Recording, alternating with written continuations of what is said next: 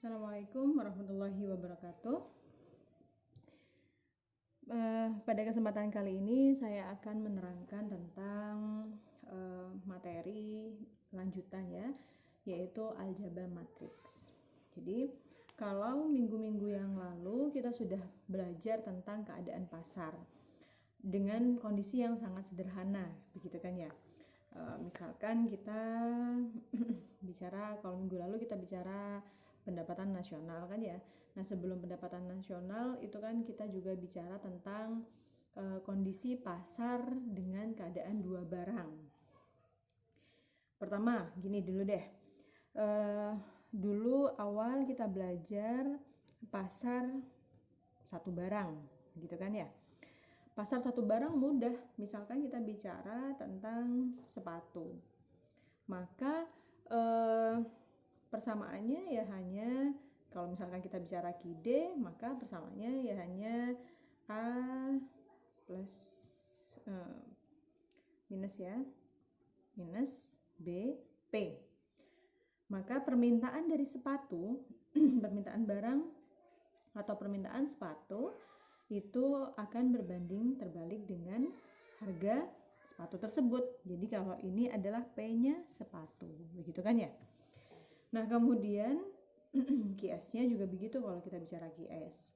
Maka QS-nya adalah A yang jumlah barang yang ditawarkan, jumlah sepatu yang ditawarkan akan berbanding lurus dengan harga barang tersebut.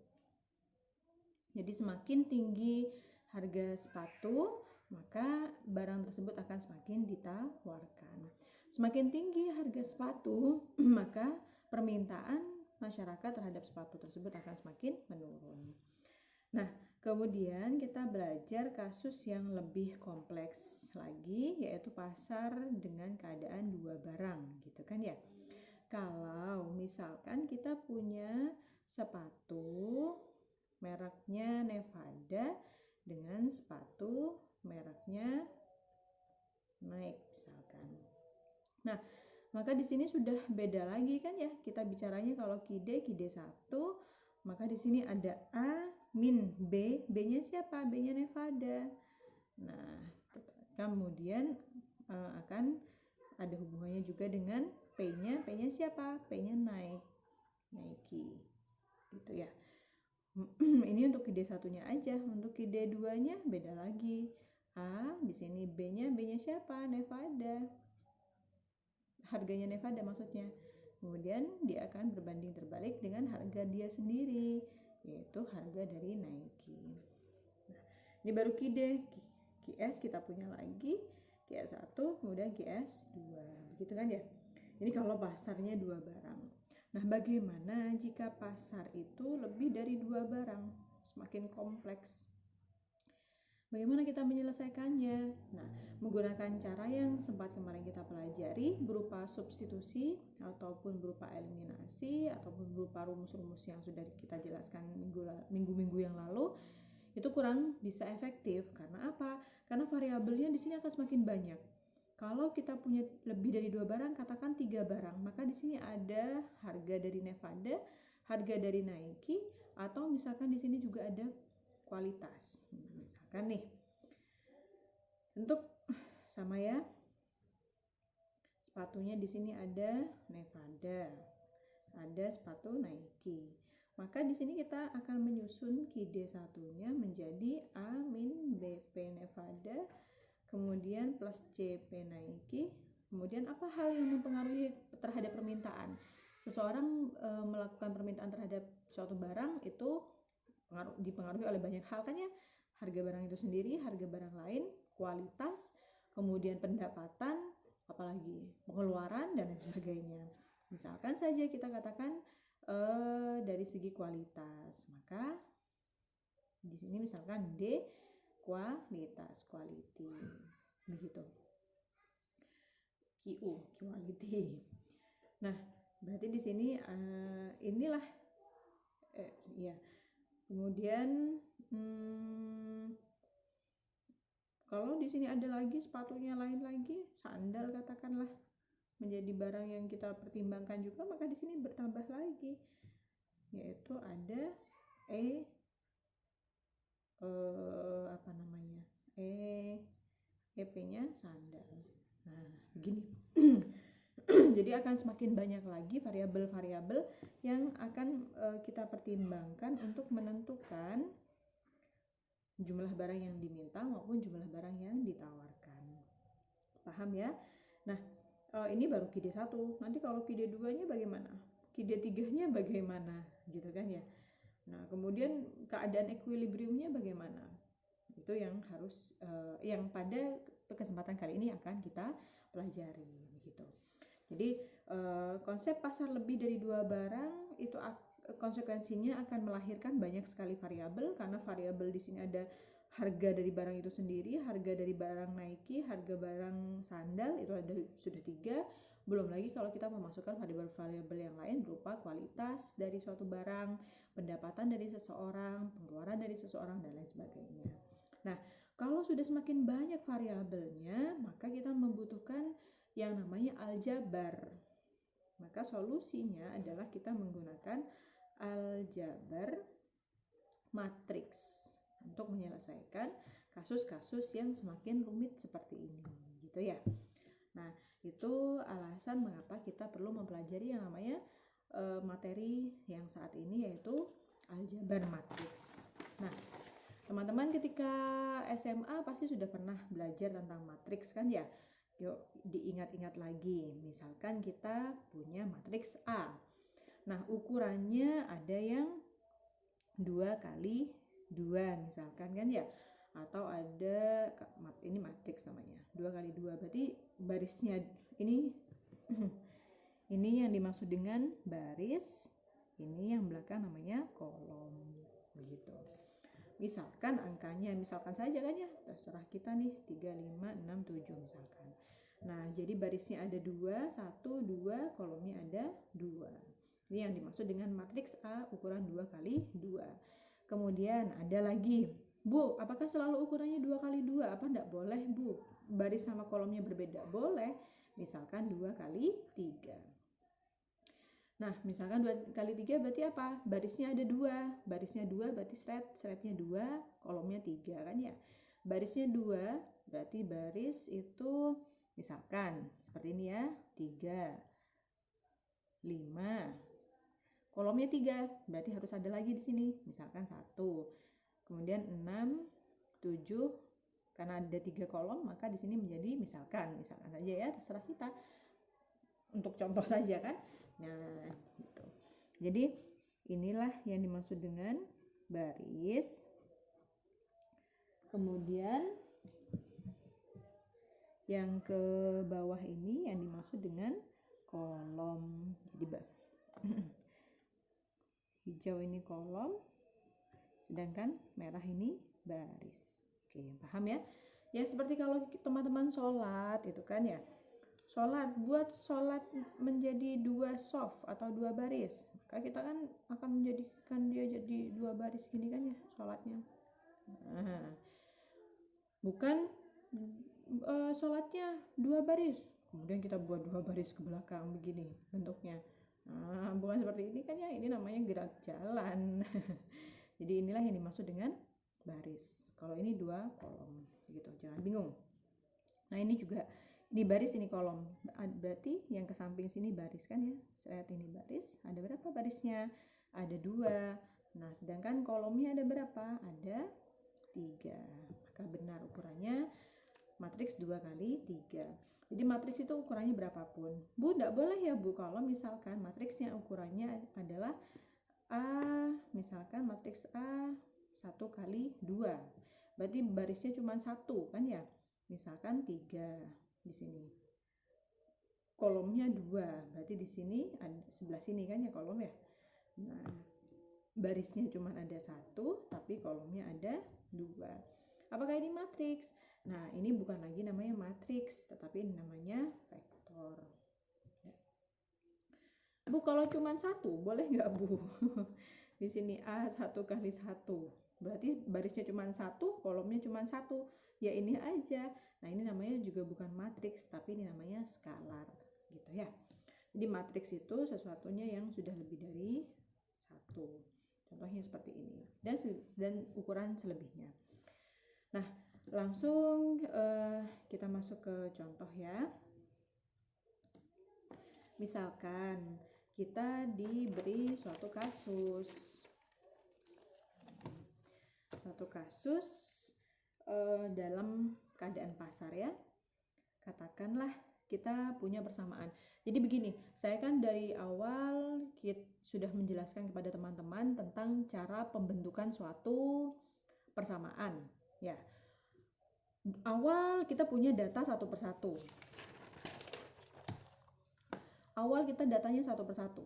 Data tentang penjualan pada tanggal 1 Juni, penjualan pada tanggal 2 Juni, harga pada 1 Juni, harga pada 2 Juni, harga pada 3 Juni dan seterusnya kan ya. Harganya berapa di sini? Misalkan Rp5, Rp6, Rp6. Kemudian kita punya data tentang jumlah barang yang dibeli, misalkan pada tanggal 1 Juni, pada tanggal 2 Juni, pada tanggal 3 Juni. Ya, macam-macam, misalkan ini 5 ton, ini 5,5 ton, ini 5,1 ton misalkan. Nah, kan awalnya saya terangkan seperti ini kan ya konsepnya, berupa data satuan. Nah, kemudian data satuan ini agar bisa diselesaikan, kita akan menghitung berapakah kira-kira penjualan di masa yang akan datang jika harganya sekian. Nah, kita harus menjadikan data satuan ini, saya sebut sebagai data satuan. Data satuan ini kemudian kita rubah menjadi persamaan. Begitu kan ya? Dengan rumus apa? Y min Y1, Y2 min Y1, X min X1, X2 min X1. Oh, atau kalau bahasanya kalian dulu, P min P1, P2 min P1, Q min Q1, Q2 min Q1. Atau dengan beberapa cara-cara yang lain, bisa menggunakan software juga, kita bisa membuat data yang berupa data satuan seperti ini menjadi sebuah persamaan, sehingga kita bisa memperoleh nanti sebuah persamaan misalkan begini bentuknya, min BP dan segala macam bentuk persamaan yang lain. Misal ini kan linear kan ya. Nah, misalkan non linear bisa juga tuh AX AP kuadrat min BP plus J. Di non linear. Artinya dari data satuan dengan suatu rumus, maka kita bisa mendapatkan suatu persamaan gitu. Nah, persamaan inilah yang baru bisa kita otak-atik. Yang bisa kita otak-atik untuk menarik suatu hasil dan menarik suatu kesimpulan dari hasil tersebut. Begitu ya. Nah, jadi harapan saya setelah kita sudah pernah belajar cara membuat suatu persamaan, harapan saya teman-teman sudah tidak bingung lagi jika sudah ada contoh soal itu sudah menggunakan bentuk-bentuk persamaan. Jangan bingung lagi, Bu, di pasar kan nggak ada Bu persamaan kayak gitu. Orang penjual ayam nggak pakai persamaan model begitu Bu. Adanya ya data satuan. Ya persamaan tersebut diperoleh dari data satuan, gitu ya. Nah, yuk lanjut. Jadi sekarang jangan bingung lagi kalau saya pada setiap babnya sudah menggunakan bentuk persamaan. Misalkan di suatu kasus di pasar atau suatu perusahaan mendapatkan suatu persamaan begini. 6,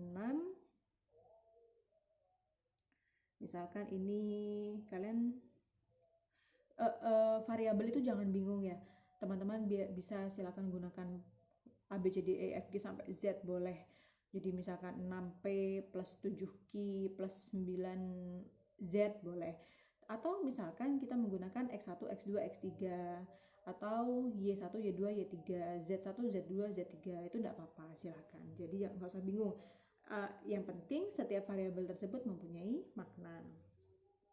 Nah, misalkan kita di sini menggunakan apa ya? Teman-teman terbiasa dengan apa? Misalkan saja menggunakan P sajalah ya. Nah, misalkan 6P plus 3 quality plus Z. Nah, P, Q, Z. Misalkan ya, sama dengan 22. Ini persamaan yang pertama. Kemudian kita punya lagi persamaan yang kedua, yaitu P plus 4Q min 2Z. Jangan Z ya, teman-teman. Sepertinya kalau saya tulis Z nanti campur dengan 2 PQ R aja. Oke. Kemudian hasilnya di sini 12. Nah, kemudian di sini ada lagi 4P plus minus X, berarti Q, kemudian plus 5R sama dengan 10. Oke. Nah, berarti di sini ada kasus 3 barang kan ya. Misalkan ini adalah kasus tadi contohnya, ini Nevada, ini Nike, ini kualitas dari suatu barang misalkan. Ya, kita jelaskan di sini P itu harga barang, harga Nevada, Q itu harga Nike, dan R-nya adalah kualitas barang. Nah, tugas kita adalah mencari kan ya. Kan intinya mulai dari saya menerangkan pertama kali matematika ekonomi ini, inti dari setiap perjalanan materi kita adalah mencari nilai dari variabel, gitu kan ya teman-teman. Ingat ya, mulai dari yang pertama tentang permintaan, kita punya variabel P dan punya variabel Q, maka yang akan kita cari ya nilai P dan nilai Q. Pada kasus equilibrium pun begitu, kita akan mencari nilai dari variabelnya. Variabelnya apa? Sama, masih P dan Q, tapi dalam keadaan equilibrium. Maka kita mencarilah berapa nilai P dan berapa nilai Q. Kemarin juga begitu, pendapatan nasional. Ada pengeluaran pemerintah, kemudian investasi, dan lain sebagainya. Maka yang akan kita cari adalah nilai-nilai dari pendapatan nasional, kemudian investasi, kemudian apalagi pembelanjaan yang dilakukan oleh pemerintah. Nah, kemudian selanjutnya sama kan, berarti yang dicari ya nilai dari variabelnya begitu. Nah, sekarang pun kita belajar aljabar matriks ini kan konsepnya sama, untuk mencari nilai dari suatu variabel. Jadi yang mau kita cari itu nilai P-nya berapa, nilai Q-nya berapa, nilai R-nya berapa, begitu. Paham ya? Jadi konsepnya sama dari awal sampai sekarang ini kita masih berbicara tentang bagaimana sebenarnya cara berapakah nilai-nilai dari variabel-variabel tersebut dengan berbagai macam kasus dan diselesaikan dengan berbagai macam cara. Oke, nah kalau kita punya kasus seperti ini, barang lebih dari 2, maka Bu, apakah barangnya jika cuma 2 tidak boleh pakai matriks? Boleh juga, bisa juga diselesaikan dengan matriks gitu. Nah, kemudian kalau contohnya yang sekarang, maka persamaan seperti ini harus kita rubah menjadi matriks gitu. Nah, rubah menjadi matriks. Bagaimana caranya? Nah, nanti kita akan memiliki yang namanya matriks itu ada matriks A, ada matriks X, dan ada matriks D. Gitu. Matriks A itu terdiri dari apa? Matriks A itu terdiri dari angka-angka yang ada di sini, atau kita sebut sebagai koefisien. Jadi matriks A itu terdiri dari apa? Koefisien. Sedangkan matriks X terdiri dari apa? Terdiri dari variabel. Dan matriks D terdiri dari apa? Dari ini, yang ada di sebelah kanannya sama dengan, atau kita sebut dengan konstanta. Ingat ya, namanya konstanta. Angka yang tidak menyentuh pada variabel. Oke, A berisi koefisien, maka koefisien itu angka yang menempel pada variabel kan ya. Nah, kita bentuklah si angka-angka itu tadi. Mulai dari pertama ada 6, di sini 3, di sini tidak ada apa-apa berarti 1. Nah, kemudian di sini 1 juga, di sini 4, di sini min 2. Jangan hilangkan minnya, hati-hati. Kemudian di sini 4, di sini min 1, di sini 5. Jadi tandanya diperhatikan. Kemudian kita juga akan punya yang namanya matriks X. Matriks X terdiri dari apa? Dari variabel. Maka variabelnya apa? Ada P, ada Q, dan ada R. Nah, kita susunnya ke bawah. Ada P, ada Q, ada R. Oke, paham? Kemudian selanjutnya kita punya matriks yang namanya D. Terdiri dari konstanta. Konstanta adalah angka yang tidak menempel pada variabel. Manakah angka yang tidak menempel pada variabel? Ini kan ya. Berarti ada 22, ada 12, ada 10. Oke. Nah, ini adalah langkah pertama yang harus teman-teman lakukan jika mendapatkan suatu permasalahan pasar yang lebih dari 2 barang. Rubah menjadi bentuk matriks terlebih dahulu. Oke.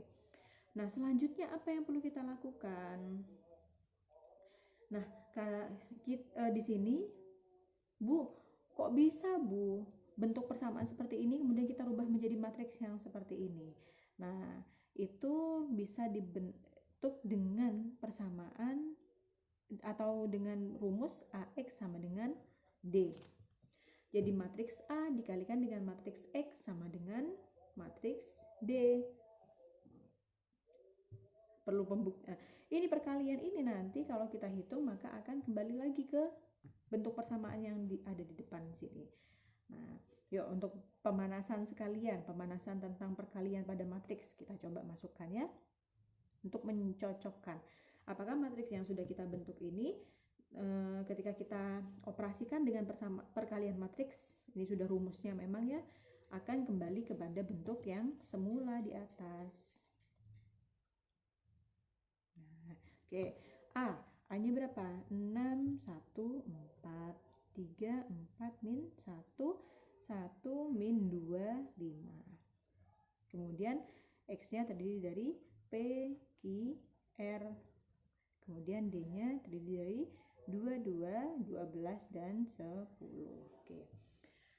Nah, teman-teman ingat cara perkalian matriks apa enggak? Kalau tidak ingat, silahkan dibuka-buka lagi bukunya atau perhatikan penjelasan saya dengan baik. Jadi cara mengalikan matriks itu kan kita tempel ya. Ini begini, kita tempel ke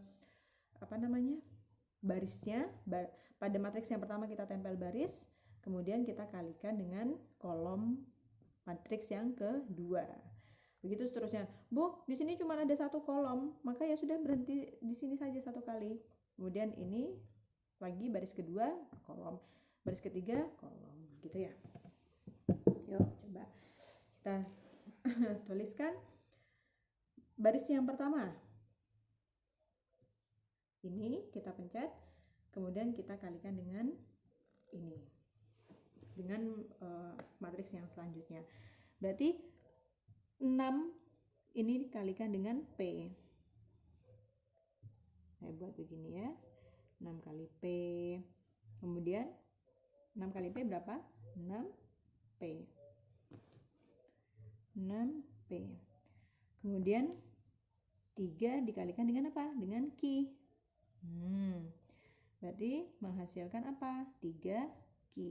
Nah, ini kok Bu ini diberi tanda atau enggak, Bu? Iya, diberi tanda. 6P ditambah dengan 3Q. Kemudian selanjutnya 1 dikalikan dengan R, juga lambangnya ditambah. Kenapa kok ditambah? Karena tidak ada lambang minus kan ya? Nah, begitu. Selanjutnya yang bawah. Bawah dikalikan dengan di samping kanan. Bentar. Nah, berarti 1 dikalikan dengan P. 1 kali P sama dengan P kan ya. Selanjutnya 4 dikalikan dengan Q. Berarti plus 4Q. Kemudian min 2 kalikan dengan R. Berarti min 2R.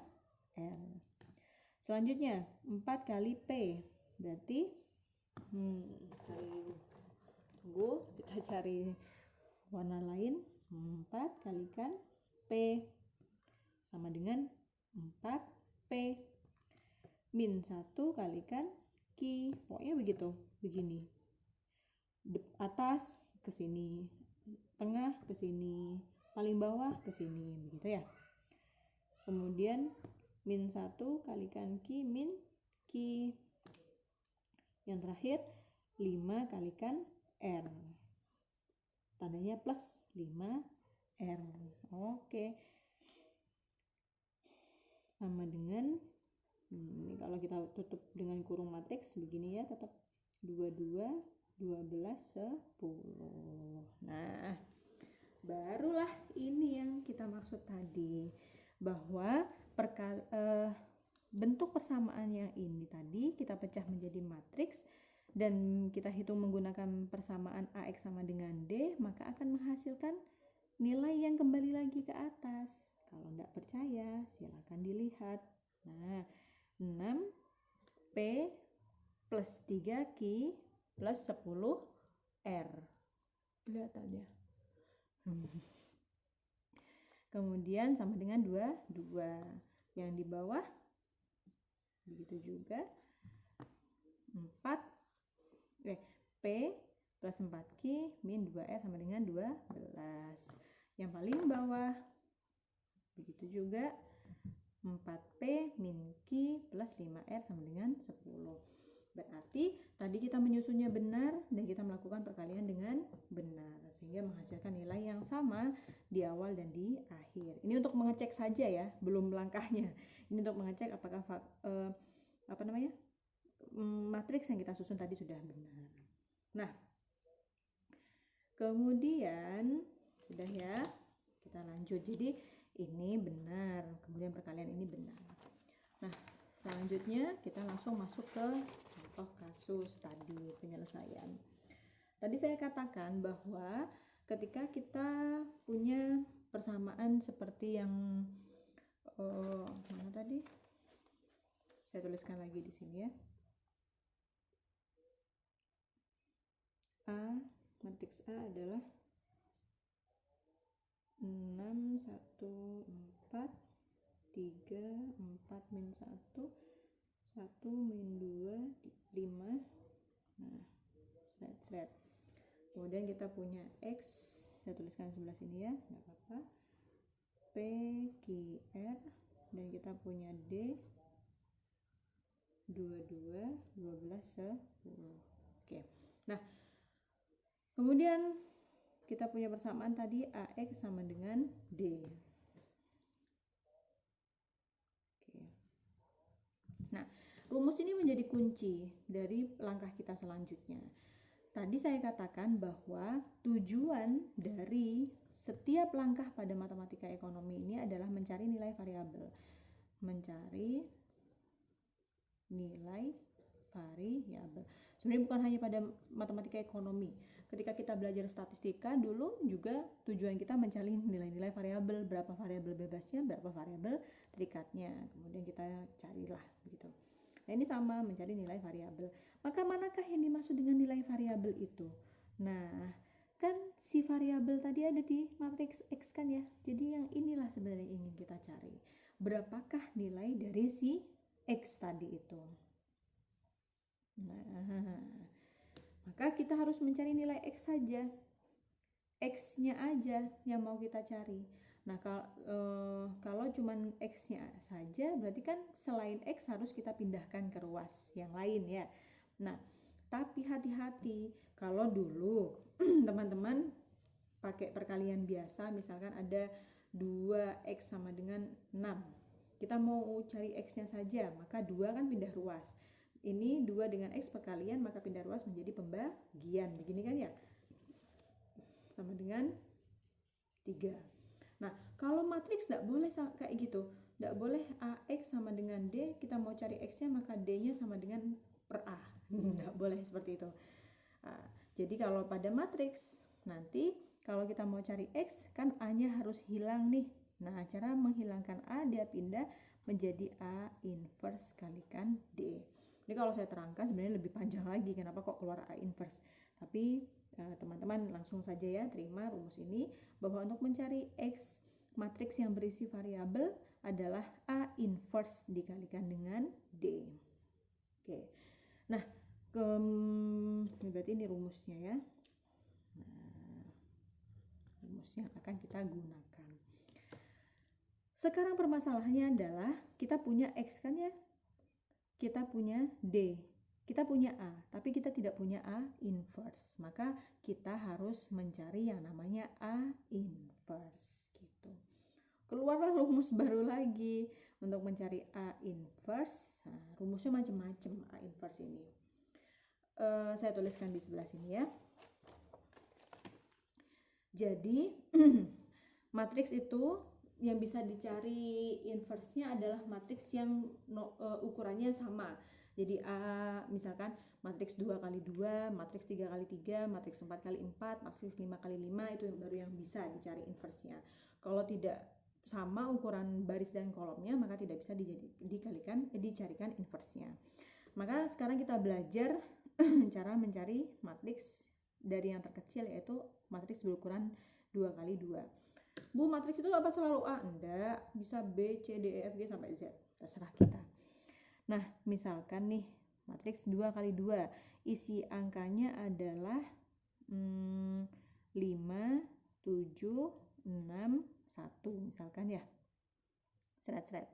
Nah, maka untuk mencari nilai dari A inverse-nya, jadi rumus A inverse itu selalu begini ya.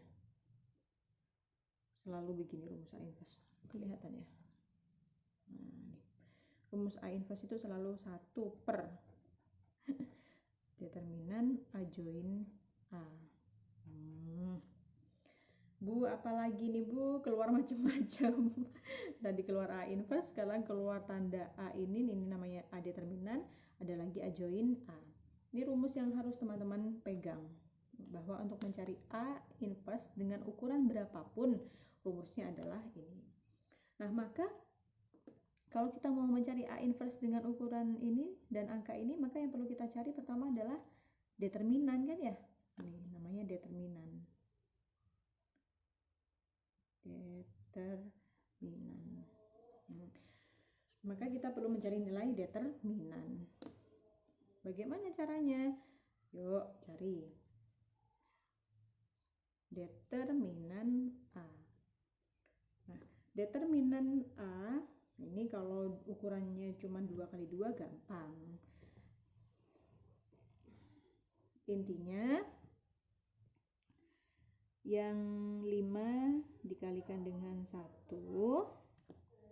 saya tuliskan di sini 5 kali 1, kemudian dikurangi seret dengan apa? Dengan yang di sampingnya. Kelihatan ya. Nah, kemudian berarti 6 dikalikan 7 sama dengan berapa sama dengannya? Berarti di sini 5, di sini 6 kali 7 42. Berarti 5 min 42 berapa? 37 ya. Min 37. Ini berarti determinannya adalah min 37. Untuk mencari A inverse kita butuh determinan, butuh juga A join. Apalagi tuh Bu A join? Kalau masih 2 kali 2 masih lumayan gampang. A join-nya itu kebalikan-kebalikannya. Ini kan matriks aslinya. Nah, cara mencari A join-nya bagaimana? Ini yang warna hijau, ini tetap ya kita tulis. Warna hijau itu tetap angkanya, gak usah dirubah-rubah, 5 dengan 1. Oh, sorry, kok 5 dengan 1. Dibalik maksud saya. Saya coret ya. Ini aja. A join A. Nah, yang warna hijau ini kita balik. Jadi di sini 5, di sini 1, di sini 5. Ya, paham ya? Dibalik. Nah, sedangkan yang warna ungu atau pink ini harus kita beri min, tapi tidak usah dibalik. Jadi tetap 7, tapi min dan di sini tetap 6 tapi min. Oke, paham ya? Jadi yang hijau itu kita tukar, di sini 5, maka tukar 5-nya di atas menjadi di bawah, satunya di bawah jadi di atas, sedangkan yang pink ini hanya kita berikan tanda minus. Nah, inilah yang dimaksud dengan A join A. Kalau ukuran 2x2 masih mudah ya. Nah, nanti berarti bagaimana A inverse-nya? Tinggal kita masukkan A inverse sama dengan 1 per determinan A. Determinan A-nya berapa? Min 37 kalikan A join A. A join A-nya berapa? 1 min 6 min 7, 5. Nah, terus bagaimana caranya? Nah, ini bagaimana caranya mengalihkan. Kalau tadi matriks dengan matriks kan, tadi penjelasan saya, jika matriks dengan matriks kan begini ya, seret. Kalau ini namanya skalar dengan matriks. Berarti kalau skalar dengan matriks itu setiap skalarnya dikalikan dengan angka di dalam matriks. Jadi 1 per min 37 kalikan 1 per min 37 kalikan min 7 gitu ya. Yuk, 1 per min 37 kalikan 1 ya, min 1 per 37. 1 per min 37 kalikan min 7, min ketemu min plus berarti 7 per 37. Kemudian di bawah min 6, min berarti 6 per 37, dan kemudian yang terakhir 5 berarti minus ya, 37. Nah, inilah nilai dari A inverse. Kita punya A seperti ini, A inverse-nya seperti ini. Begitu ya. Nah, sekarang kasusnya adalah bagaimana kalau ternyata 3x3. Berarti maksud saya kalau teman-teman menemukan kasus pasar 2 barang, kemudian ingin menyelesaikan dengan cara matriks, maka selesaikan dengan cara ini gitu. Tapi kalau misalkan tetap mau menggunakan cara yang kemarin juga tidak apa-apa. Nah, selanjutnya kita masuk ke yang 3x3. Nah, 3x3 ini teman-teman perlu lebih fokus lagi ya. Ini lumayan panjang soalnya. Yuk. Tadi ya konsepnya sama, rumusnya AX sama dengan D. Untuk mencari nilai X maka kita perlu mencari rumus A inverse D. Nah, A inverse sendiri rumusnya masih sama, yaitu 1 per determinan dari A, kemudian A join-nya A. Gitu kan ya? Nah, ini rumus lagi nih. Sedangkan mencari determinan A-nya sendiri. Nah, determinan A-nya beda lagi sudah caranya. Bukan dengan cara yang tadi pada rumus A2 kali 2. Bagaimana caranya? Langsung contohnya di sini aja ya. Nah, sini. Determinan dari A itu caranya adalah kita tuliskan lagi matriks A-nya. 6, 1, 4, 3, 4, min 1, 1, min 2, 5. Kemudian bagaimana berarti? Nah, ini seharusnya bukan dikurung tutup begini ya. Ini set. Nah, di sini kalau ukuran 3x3 maka 2 kolom paling depan tulis kembali. Saya gunakan warna merah.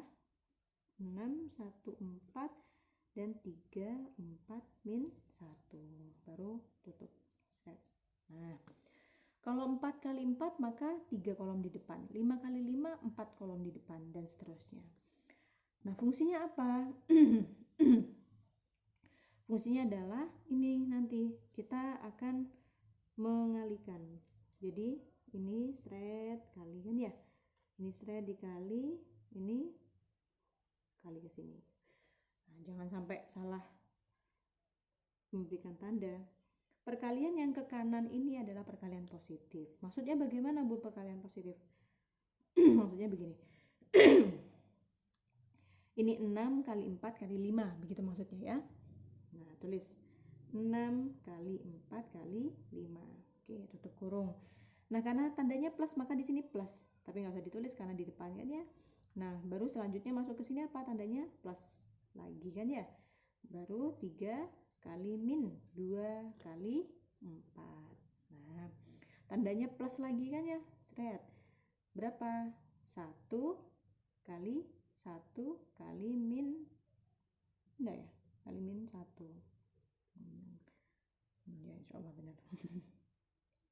Sudah semua ke kanan. Nah, sekarang kita pergi ke kiri.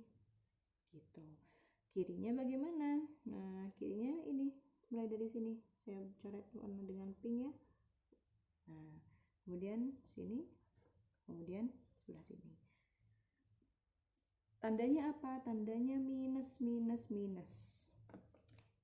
Tanda minus ini diletakkan di mana? Kan tadi perkalian yang hijau sudah semua ya, sampai 1, 1, min 1. Maka selanjutnya kita masuk ke perkalian yang pink. Berarti perkalian pink harus diberi minus. Gitu. Terserah teman-teman dari belakang atau depan ya. Misalkan kita dari sini. 1 kali 4 kali 4. 1 kali 4 kali 4. Minus 6 kali min 2 kali min 1. Kemudian minus lagi 3 kali 1 kali 5. Oke, semua sudah masuk. Nah, harus teliti nih, kalau enggak nanti takut salah perhitungan. Sekarang kita perkalikan. 6 kali 4 24, 24 kali 5 berapa? 4 kali 5 20, 120 ya. Kemudian di sini hati-hati ada minus ya, berarti plus kali minus minus. Red. 3 kali 2 6, 6 kali 2 6 kali 4 24. Kemudian plus kali minus minus lagi, 1 kali 1 kali 1 1. Kemudian di sini minus ya, minus 1 kali 4 4 16. Kemudian di sini minus ketemu plus 12 ya. Kemudian di sini minus ketemu plus minus 15. 3 kali 1 kali 5 gitu. Paham ya sampai sini? Nah, berarti sekarang kita tinggal menjumlahkannya saja. Nah, kita pakai kalkulator.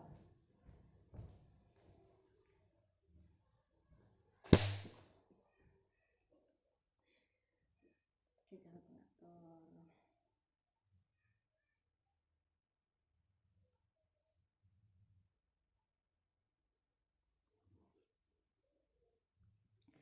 (120) minus 24 minus lagi 1 minus lagi 16 plus lagi 12 minus 15. Tuh 2 3 4 5 6. Tuh 2 3 4 5 6. Betul ya? Sama dengan 76. Jadi determinan kita adalah 76. Nah, kita sudah punya determinan, sekarang kita mencari nilai A join dari A. Nah, join dari A ini, teman-teman kalau kurang paham diulang lagi videonya ya, diperhatikan dengan baik-baik. Nah, mencari A join A ini lumayan rumit. Tapi ya diperhatikan saja ya. A join A. Kita letakkan di mana ya? Di sini saja. A join A. Nah, A join A ini kita kuncinya adalah mencari matriks kofaktor. A join A itu adalah kuncinya mencari matriks kofaktor. Apalagi ini Bu matriks kofaktor. Tenang, kita belajar satu persatu. Nah, matriks kofaktor itu dilambangkan dengan K kan ya. Maka misalkan kita berikan K1 1. Maksudnya gini loh. Ini kan 3 kali 3 kan ya tadi. Nah, 3 kali 3 itu kan bisa ada baris 1 kolom 1, baris 1 kolom 2, baris 1 kolom 3, baris 2 kolom 1, baris 2 kolom 2, baris 2 kolom 3, kemudian baris 3 kolom 1, baris 3 kolom 2, baris 3 kolom 3. Isi dari matriks ini maksud saya. Nah, itu kita cari satu persatu kofaktornya. Jadi kita akan mencari kofaktor dari K11, nanti kita cari kofaktor K12, kita cari kofaktor dari K13 sampai K21, K22, K23, K31, K32, K33. Oke. Nah, kemudian bagaimana caranya? Nah, caranya ini, gini. Saya misalkan tuliskan di mana ya yang kelihatan. Saya tuliskan di sini A-nya. Kelihatannya. Atau saya tuliskan di sini deh A-nya. Harusnya sebelum ini ya tadi. 6 1 4 3 4 min 1 1 min 2 5. Oke. Nah, kemudian apa yang dimaksud dengan kofaktor 1 1? Berarti kofaktor dari baris 1 kolom 1 begitu. Baris 1. Mana baris 1? Ini baris, ini kolom. Berarti baris 1 itu adalah ini yang paling atas kan ya, ini baris 1. Maksudnya baris 1 tutup. Seret. Kelihatan? Nah, kemudian kolom 1, K11, baris 1 kolom 1. Berarti kolom 1 juga harus kita tutup. Pakai ini aja. Nah, baris 1 tutup, kolom 1 tutup. Nah, tinggal matriks itu kan ya. Tinggal matriks 4 min 2 min 1 5. Yuk, tulis di sini. 4 min 2 min 1 5. Set. Nah, kemudian ini ada tanda lagi. Jadi kalau hasil dari penjumlahan baris dengan kolomnya itu genap, maka tandanya positif. Tapi jika penjumlahan dari baris dan kolomnya itu ganjil, maka nilainya di sini adalah negatif. 1 tambah 2 kan 3. 3 itu ganjil maka negatif. 1 tambah 3 4. 4 itu kan genap maka positif. Begitu ya. Nah, lanjut ke K12. Berarti tutup baris 1. Kemudian kolom 2, tutup kolom 2. Nah, tinggal apa? 1 4 min 2 5. Paham? Tuliskanlah itu di sini. 1 4 min 2 5. Selanjutnya baris 1 kolom 3. Tetap baris 1 tapi kolom 3 1 2 3. Berarti kolom ini yang ditutup. Berarti tersisa angka berapa tuh? Angka 1 4 4 min 1. Paham ya? Begitu seterusnya. Kemudian berarti kita selanjutnya mencari K21, K22 dan K23. 21 3 berarti minus plus minus. Baris 2 kolom 1. Baris 2 kolom 1 berarti hasilnya adalah 3 1 min 1 5. Tuliskan itu. 3 1 min 1 5. Baris 2 kolom 2. Baris 2 kolom 2. Berarti tinggal 6 1 4 5. Gitu ya. Pokoknya caranya sama lah. Teman-teman cek sendiri. Yang perlu itu adalah latihan ya. Jangan lupa latihan. Baris 2 kolom 3. Berarti tinggal 6 3 4 min 1. 6 3 4 min 1. Selanjutnya K31, K32, K33. Kelihatan.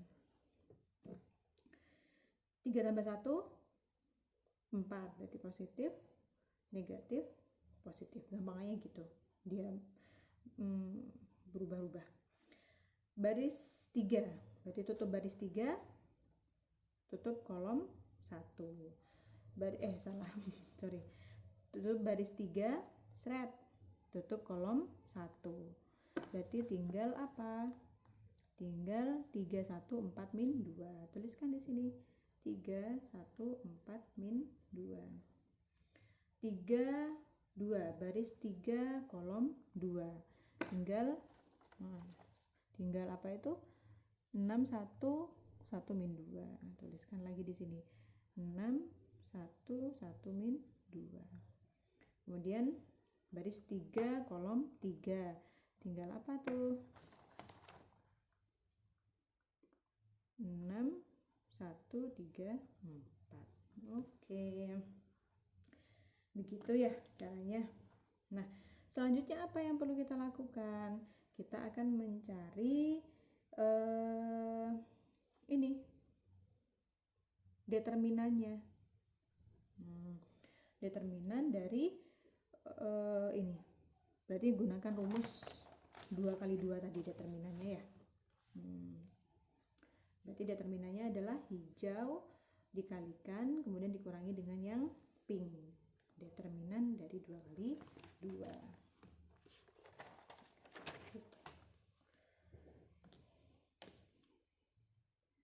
Hijau dengan pink. Oke. Hijaunya berapa? Jangan lupa plus. Oh iya deh. 4 kali 5 diminuskan dengan min 2 kali min 1. 4 kali 5 20. Minus minus plus, plus ketemu minus, tetap minus ya, 2 sama dengan 18. Begitu selanjutnya.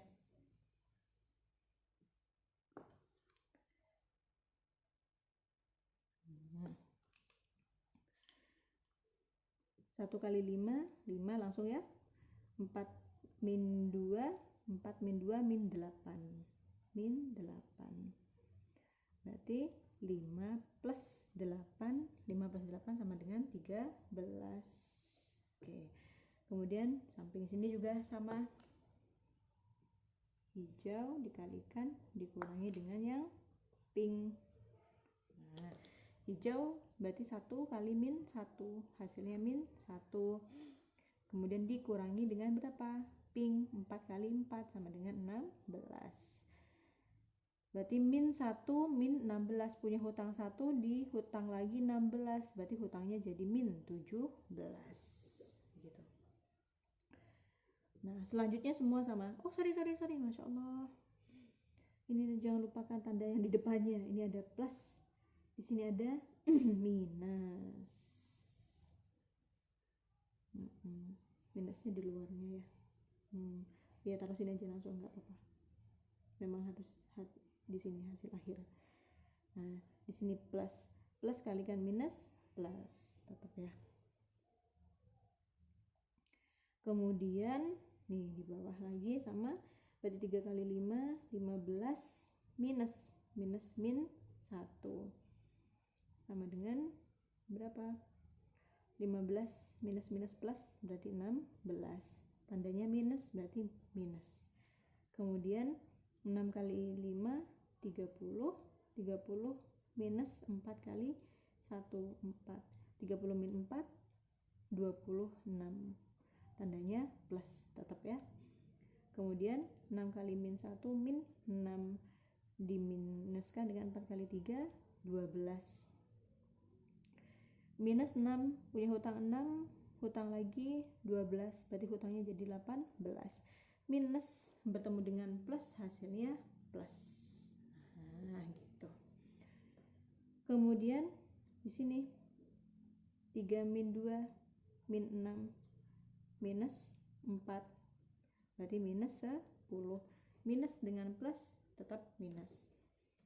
6 min 2, 6 kali min 2 min 12. 1 kali 1 1, tapi karena ada tanda min jadi minus. Min 12 min 1 min 13. minus ketemu minus sama dengan plus. Kemudian 6 kali 4 24 minus 3, 24 minus 3 21, plus tetap plus. Akhirnya kita susunlah dia menjadi matriks kofaktor dari A, yaitu berapa? Nah, ini kan yang letaknya di baris 1 kolom 1, berarti letaknya di sini 18. Baris 1 kolom kedua, berarti min 13 di sini. Baris 1 kolom ketiga, maka min 17 di sini. Paham ya? Baris 2, berarti pindah sudah barisnya kolom ke 1, berarti di sini min 16. Kemudian baris 2 kolom 2 di sini 26, selanjutnya 18. Selanjutnya lagi baris 3, baris 1 2 3, baris 3 di sini min 10. Kemudian baris 3 kolom 2 13, baris 3 kolom 3 21. Nah, jangan sampai lupa, jangan sampai salah cara menyusunnya ya. Intinya kalau teman-teman menyusunnya dengan urut, maka nanti ya tinggal per 3 ini letakkan. Pokoknya yang baris 1 semua letakkan di baris ke 1. Baris 2 2 2 2 letakkan di baris ke 2. Baris 3 letakkan di baris ke 3. Nah, apakah ini sudah ketemu adjoinnya? Belum.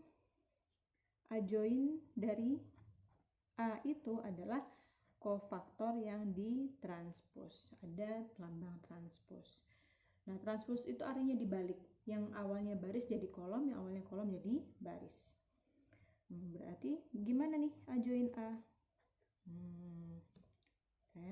Set. Ini kan awalnya baris. Nah, jadikan ini menjadi kolom. Berarti awalnya baris dia jadikan kolom. Berarti 18 jadikan kolom, berarti ke bawah kan ya? Min 13, min 17. Ini awalnya baris, jadikan kolom. Berarti min 16, 26, 18. Awalnya baris jadikan kolom. Min 10, 13, 21. Oke. Inilah nilai adjoin dari A. Baru kalau kita sudah punya adjoin A, punya determinan A, kita baru bisa mencari nilai A inverse. Yuk, sabar. Hitung-hitungan ini melatih kesabaran. A inverse sama dengan 1 per determinan A kalikan dengan adjoinnya A. Yuk, 1 per determinan A. Berapa tadi determinannya? Determinan A lambangnya kayak gini. Mana? Ini kan ya? Berarti 76. Tuliskan di sini. 1 per 76. Adjoin A. Mana adjoin A? Ini adjoin A. Tuliskan kembali di sini. 18 min 16 min 10 min 13 26 13 min 17 kemudian 18 21. Oke. Berarti berapa A inverse-nya? Tinggal dikalikan 1 per 1 kan ya? 1 per 76 kalikan 18. Kalau teman-teman malas menghitung menjadi desimal, tuliskan saja secara utuh. 18 per 76 min 16 per 76 min 10 per 76 min 13 per 76 26 per 76 13 per 76. Kemudian ini minus ya. Oke, minus ya. Kelihatan? Minus. Di sini minus juga ya. Minus 17 per 76 18 per 76 21 per 76. Oke. Inilah nilai A inverse. Sudah selesai belum? Belum. Karena yang mau kita cari adalah X-nya. Maka selesaikan. X sama dengan A inverse kalikan D. Saya kerjakan di sini. Set. Untuk mencari X adalah A inverse dikalikan D. A inverse berapa tadi? Tulis ulang ya di sini. Kelihatan? 18 per 76 min 16 per 76 min 10/76, min 13/76, 26/76, 13/76, min 17/76, 18/76, dan 21/76. Seret, kalikan D. D-nya berapa tadi? D-nya adalah 22, 12, 10. Letakkan di sini. 22, 12, 10. Set. Nah. Lagi, cara menghitung perkalian matriks. Baris kalikan kolom, baris kalikan kolom, baris kalikan kolom dijumlahkan. Maka cara menghitungnya saya letakkan di sebelah sini ya, biar lebih banyak space-nya. 18, kan ini kalikan ini ya, berarti 18 dikalikan 22. Pakai kalkulator lagi. 18 dibagi 76 kali 22 sama dengan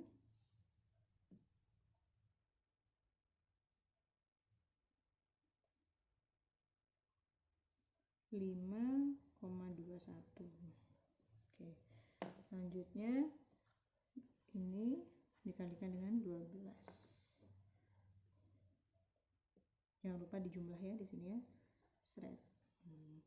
Jumlahnya apa maksudnya? Penghubung antara yang perkalian yang pertama ini dengan perkalian yang kedua. Berarti 16 dibagi 76 dikali 12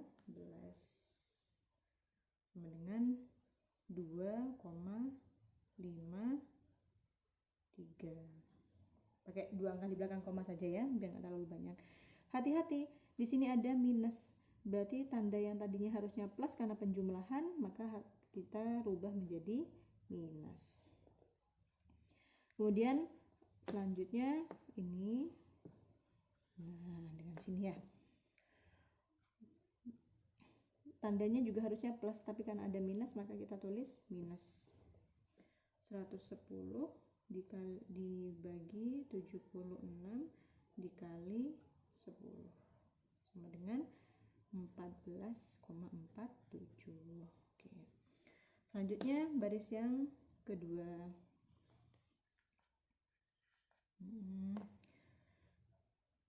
Min 13 berarti 13 dibagi 76 dikali dengan 22 sama dengan 3,76.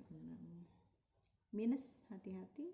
Nah, kemudian ini dikalikan dengan 12. 26 dibagi 76 dikali 12. Tandanya plus karena tidak ada minusnya, maka 4,11. Selanjutnya set dengan ini. Tandanya tidak ada minus berarti plus ya. 13 dibagi 76 dikali 10 sama dengan 1,71. Oke, yang paling bawah sekarang ini ada tanda minus, saya tulis dulu biar nggak lupa. 17 bagi 76 dikali 22 ketemu 4,92. Selanjutnya ini 18/76, 18 bagi 76 dikali dengan 12 ketemu, ini tandanya plus ya karena tidak ada tanda apa-apa, 2,84. Terakhir ini dikalikan dengan paling bawah, 21/76 dikalikan dengan 10 sama dengan plus ya karena tidak ada tanda apa-apa, 2,76. Oke, nah tinggal kita jumlahkan. Ini X ya. Nah, ini atau kita mau tuliskan misalkan X itu tadi apa?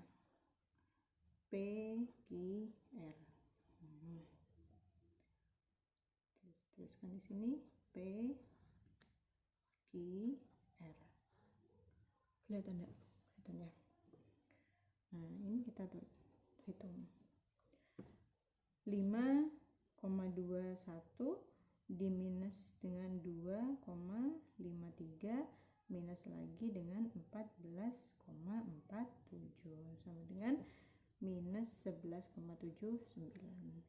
Bawahnya minus 3, atau 4,11 ditambah dengan 1,71 sama dengan 2,06. Di sini 2,84 minus 4,92 ditambah dengan 2,76 sama dengan 0,68. Sudah selesai. Berarti apa? Nilai dari P-nya. Jadi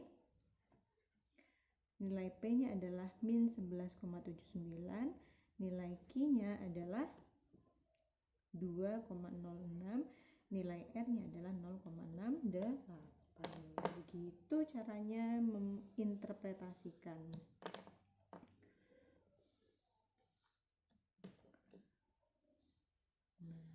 Nah, ya. Jadi variabel yang ketemu, misalkan harganya adalah 11,79, kualitasnya adalah 2,06 dan harga dari sepatu Nike adalah 0,68. Begitu. Selesai. Kalau bingung silakan diulang-ulang lagi. Semoga bermanfaat. Mohon maaf jika ada kesalahan. Saya khawatir ini ada kesalahan penulisan. Silakan teman-teman cek ulang, tapi intinya cara pengerjaannya adalah seperti ini ya. Semoga bermanfaat. Wassalamualaikum warahmatullahi wabarakatuh.